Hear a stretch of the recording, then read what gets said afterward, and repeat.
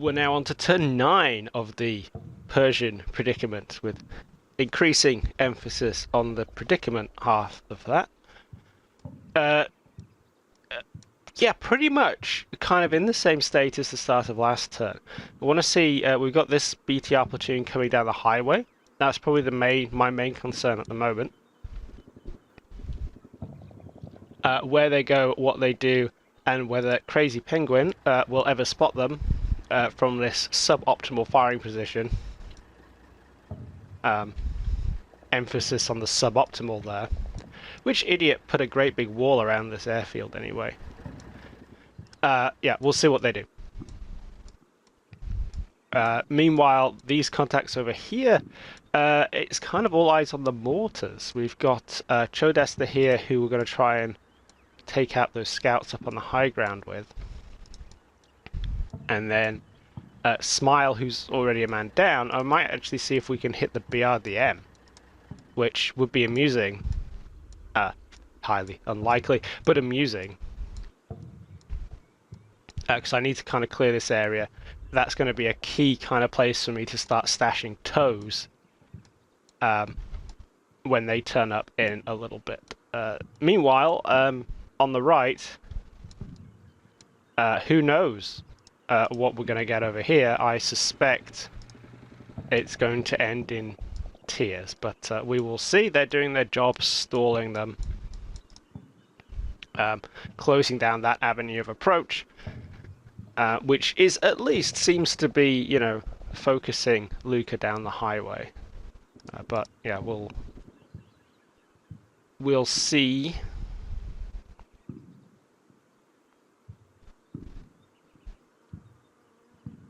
Oh, no, those guys there were not as hidden as I thought they were.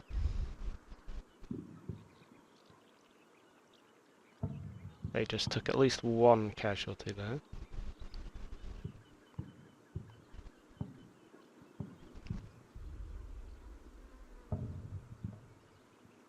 Lucas going all the way. By the looks of that.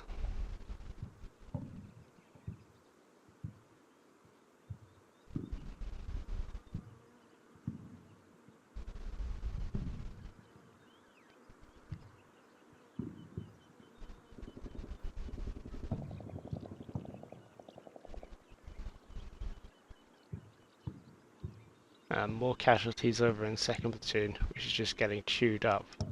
So yeah, no hits on those BTRs, which is a bit of a pain. Let's get the clipboard out again. I need a bigger desk so I can keep everything to hand. So yeah, what goes on with second platoon? What happens to the guys on the right to start with?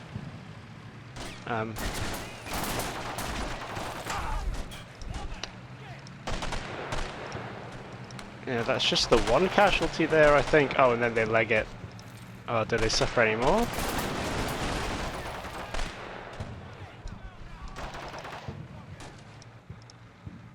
I don't think so. Oh, no. So that's, yeah, 3rd Squad B team, or 2-3B. Ugh. That's Vortrekker. Vortrekker's little squad. He's still in it, but Commissar Riyadh there.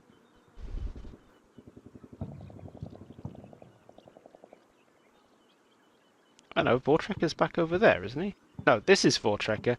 It's Jake Snipers and the other bit that's over on the left and hasn't crossed over the runway yet. Okay, right. T9 EI. That's Commissar Riyadh there, getting shot in the face. Obviously, they're not as well hidden in these little clump of bushes as I thought. And also, we got another casualty, another couple of casualties over here, I think. You know, there's nothing dramatic going on here. It's just a bit of a cluster, really.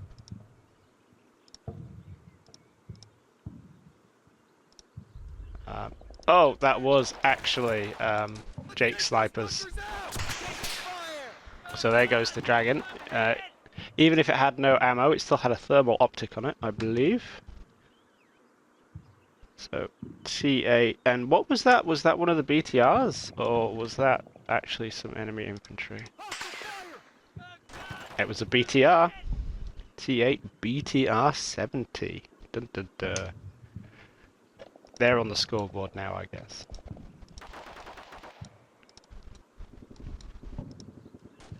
And then someone from the second MG team is going to get shot as well, aren't they? Listen up. Right at the end, I'm sure. Yes. So that is Centurion, T9, and God knows what that actually was that did the business. I think it's, yeah, it's another BTR. BTR 70. You know, all these general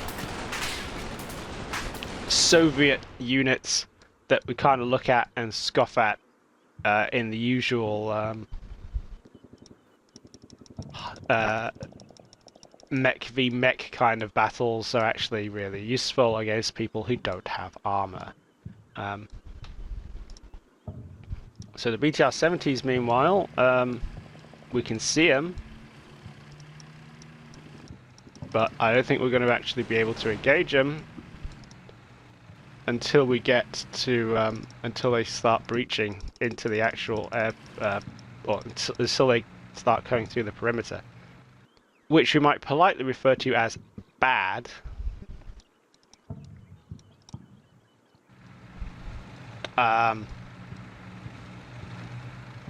That's my bad for not putting my one remaining anti-tank unit in a taller building, or on the roof of a taller building. They should at least be able to engage if they come through. But, you know, that's going to have its own problems. No doubt he's going to be able to dismount his infantry this turn. It's going to be kill them inside the BTR, but hey ho. Do we get anywhere with the mortars then? I think Chodester is too busy being pinned because they got shut up a little bit. Yeah, we're starting to get a bit of supporting fire on Middle Eastern Magician's Mortar HQ, or Weapons Platoon HQ.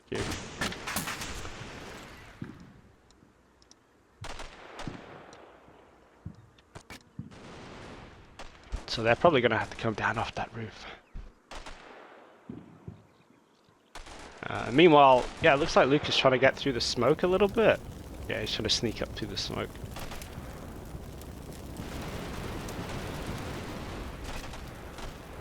Yeah, there's a casualty there. That's Dougie Burns again, who's you know, stacking bodies over there. So yeah, a couple of scout teams trying to come in through that entrance there.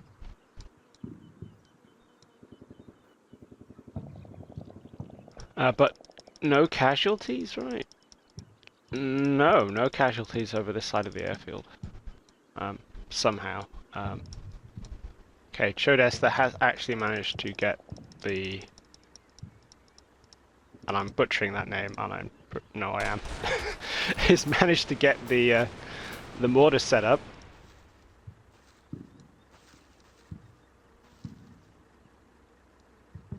That's good. We might need to use it at much closer range in a minute. We might be able to start dumping mortar bombs on that area. That might be more important.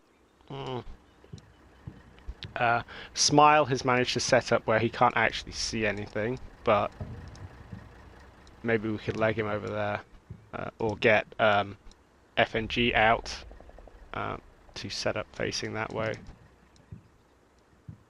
and do some comically close-range mortar support. And of course, I've kind of shuffled some stuff around here. It was Johansky and Attorney's chunks, squads, teams, whatever, in case Luca came in through the main gates, and yeah, he has not done that. If we look at the objectives, could be So he's definitely secured airbase south. That's gone. And hey, look, a truck. Um, we'll take a look at that in a second. That's definitely gone, and there's nothing we can do about that. Up here, let's think about it in the sense that there's a company of like properly armored recon coming with tanks and T-72s. If we think that he's going to manage to contest airbase west and pull me away from airbase north, and then go full frontal for airbase north across here with the tanks and etc. So, you know, it could be kind of pull me one direction and then hit me in the other, which is smart. I like that. What's this truck doing then? This is just the truck. Just the Ural, I think. Looks Ural-y. So this is the transport for the FO that's attached to that lead BRDM recon platoon. So I guess he's probably just sending it there to see if it gets hit. I don't think there's going to be anybody in it. But just like I'm waiting for the 10-minute mark, which is going to be next turn, for my first, well, actually my only chunk of reinforcements to pop up, he's going to get a mortar battery. So I'm not sure what he's doing with the truck, except to just prove that that area is safe. Maybe. So yeah, it looks like the threats we've got to deal with this turn are we've got a BTR heading here, which, I mean, I don't know if it can set up hull down and keyhole through there and support its infantry. That would be a pain, so I assume that's what's going to happen. Yeah, fun times.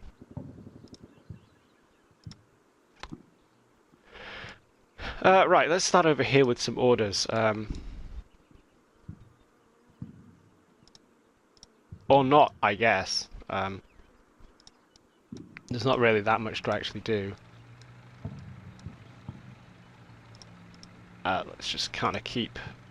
Itchy Scoop can hide in that building and keep an eye on things for us. Everybody else, not much we can do, really. We're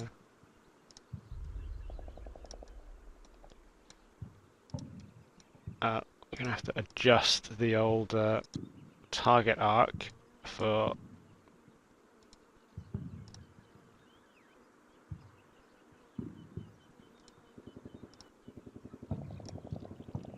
a crazy penguin. Let's see if we can't actually hit something.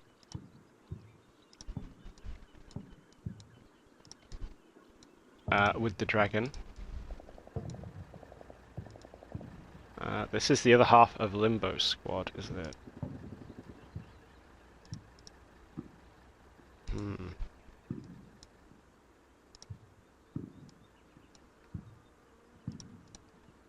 Where is... Like, it's 300 between these buildings and the actual perimeter wall. Let's think about where Luca might go.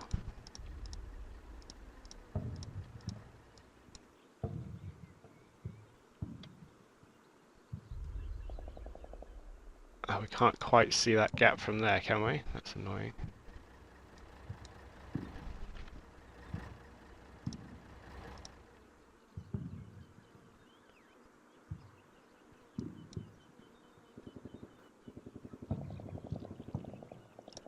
Yeah, some rounds are going to miss and splash in that general area, aren't they? That's how that's going to work. And let's get F and G over here, and he can set up the mortar and also try and hit that gap, which may make the gap bigger. But I bet Luca's going to try and deploy his infantry through there. So I would rather quite like that to be a mortary kind of place. Let's get Middle East the Magician off that roof. That BRDM is really going to restrict our freedom of maneuver here.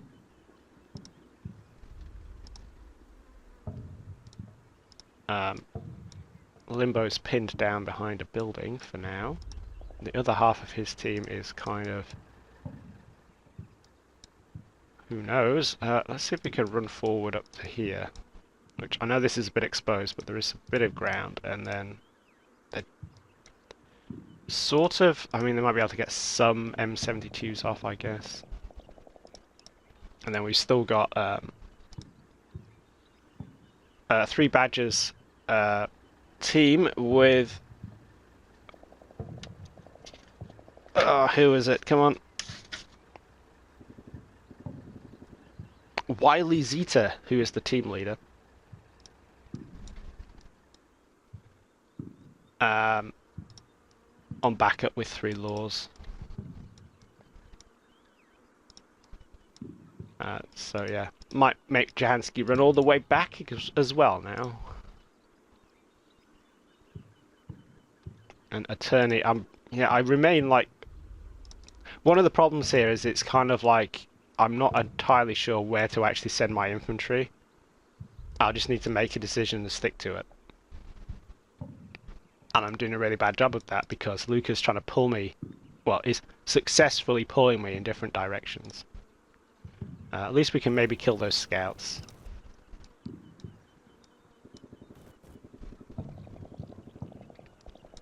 But yeah, it's waiting on the reinforcements.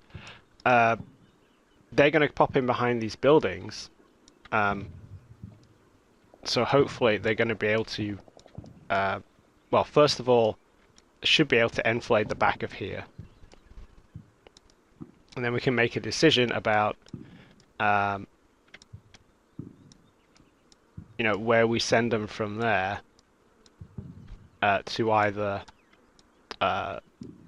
ideally, I want to get a tow back here straight away and hit up that BRDM. That needs to die. Because with that done, we can get the tows up on the shoulder here, where they can go down there, and a bit further up they can cover down the highway. So the tows are like the critical asset here. And the problem I've got is all this Soviet stuff that's in their face. They're going to be good for taking out tanks and BMPs and things, but they really need to operate at arm's length. And being inside 500 meters of a machine gun of any description is really not going to end well for them. So, yeah, need to kill those BTRs before they kill them. So it could come down to the F4s. The F4s could be the critical element, and I'm going to have to call them in like a lightning fast as well. They're going to come in with 15 minutes to go, and it takes 10 minutes to call them in. That's not a good kind of ratio. Not a good little window. And part of the problem I'm going to have is I'm going to have an FO in position to be able to direct them, because they need line of sight. And I'm going to have to... I'm going to need to decide where to call them in. Whether I need to, you know, it could be that I'm going to call them at least one in here to cover this off, so that if Luka does attack up here, he's at least going to get cluster bombed a little bit. Or whether I want to hit this area and deal with this problem. But that's, you know, that's going to be like, leave me 5 minutes to capitalize on it, which is not enough. So, yeah. Lots of bad decisions here. It's almost like airborne infantry are going to struggle in this kind of situation. Now in Europe, if this was a lot more, like if this was more forested, if we're up in Norway where access for mechanized units is harder, central Germany, that kind of thing, where there's rivers and choke points and, you know, villages and things. Great. Bandar Abbas, not so good. Or maybe I just picked a bad place to drop the 82nd Task Force Battalion Task Force in. Answers on a postcard. Right, let's get that back. And we'll see what goes on with those BTRs.